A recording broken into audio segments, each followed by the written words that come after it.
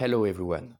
Today I will present you what I found to be the most aggressive chess gambit ever. You're definitively not prepared. So let's begin. So d4, knight f6, c4, and now you play the Budapest defense. So white takes, and you counterattack the pawn. So normally they will defend it like this. You counterattack it once more time. Here they usually plays bishop f4 to defend the pawn, and now you play an interesting move, which is f6. So, in this position, most of your opponents will capture the pawn, and now you retake it with the queen. So here, your opponent should see that his or her bishop is attacked, as well as the pawn here. So many of them will retrieve the bishop. Actually, it is the most played move in this position. And here you can play bishop check. Here they can't play this because they would lose a pawn. And also it would be strange to move their bishop because this pawn is hanging. So they will defend it with the knight, like this. Here you can castle. And here the top played move is the natural e6. And here begins a totally savage gambit that will absolutely blow down your opponent and astonish him or her. It starts with d4, d5. So here most of them will capture the pawn. And now knight d4. Yes, exactly. The piece can be captured, so why not? So they will capture it. But now, boom!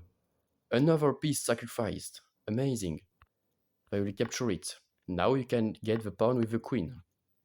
Here they should go back to e1, because if they go to another square like this, it will be a checkmate. So that's not very nice, isn't it?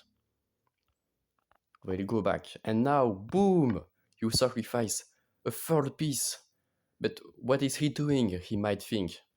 Yes, of course, we are totally crazy. And now you have two options.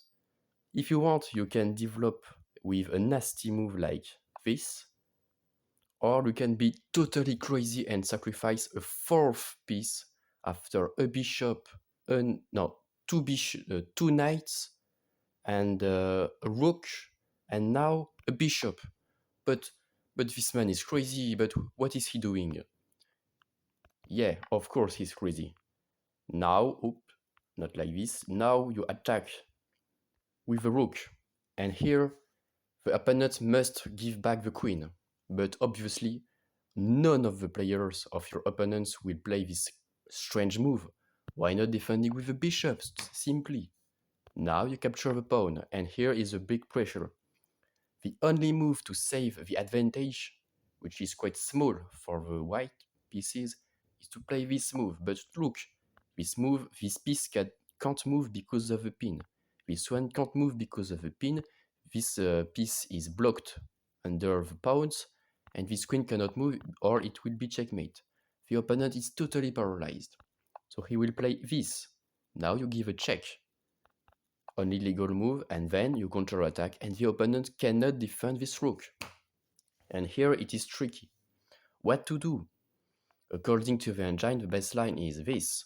Now you take it, and the king escape. You can give another check like this, and now you have plenty of options. But maybe this move is interesting. If he captures, then you win the queen. So that's nice. And if, according to the engine, this move is the best, now you can take the bishop. He might think, hey, I win rook. But no, he doesn't. Like this, up. He's in big trouble. So let's back to this position. Imagine that the opponent wants to counterattack your bishop. Then it's a blunder. You can attack the king.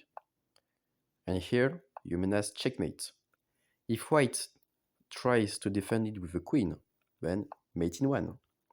So The king must escape. Here, check. And now you can win the bishop.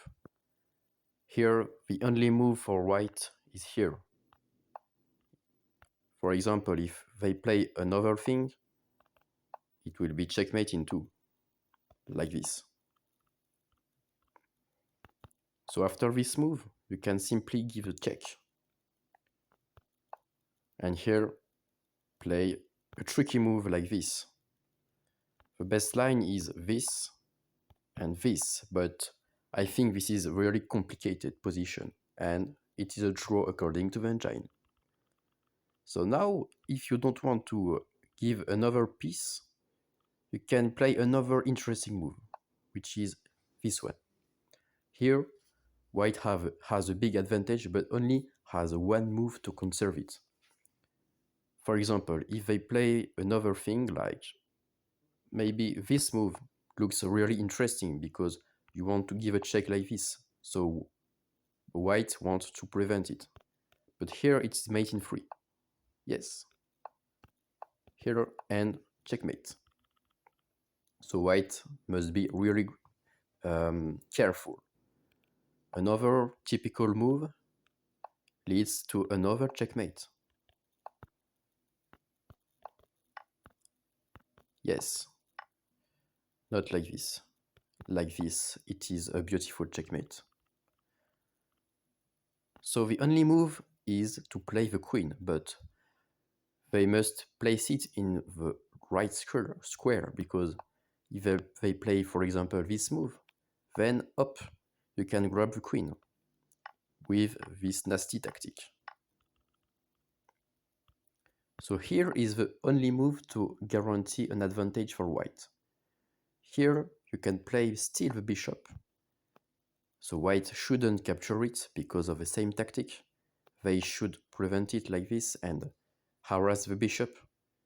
Then you go back to your square and like the game continues. But maybe they would like to conserve the rook, which is attacked. So this move looks interesting. Now you give a check. Only one move.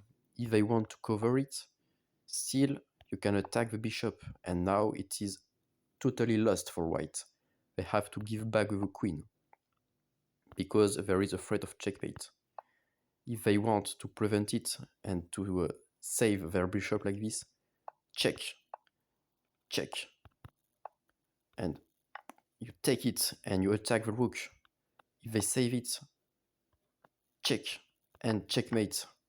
Awful for white. So they have to go here. Now you can bring your queen here, and they have only two moves, this or this. And now the game continues. You can grab the knight and grab the pawn. But obviously, if your opponent is strong enough to arrive to this position and to escape to all your tricks, then he might be a grandmaster or a person who is cheating. So okay, good game at him. You will try it to win with this gambit in another game. But I guarantee you that you will have no difficulty at all to trap your opponent, because there are so many nasty traps and they are so difficult to see and to calculate. Thanks for regarding.